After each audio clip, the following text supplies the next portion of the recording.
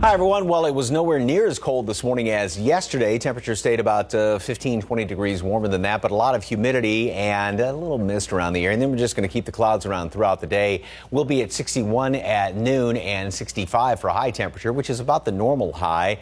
Then overnight, temperatures won't drop all that much. We'll stay right around mid, even upper 50s. Some mist and drizzle to start off the day tomorrow, maybe even a patch of fog, and then some sunshine in the afternoon. That's going to help us get up to 72 degrees. A very warm day, but don't get used to it because late tomorrow night and early Sunday, the next front's going to move through here, so temperatures will just drop down throughout the day. We'll be in the mid-40s by the afternoon on Sunday with some showers around here, then much colder Monday morning, but then it's back up to the 70s by the middle of next week.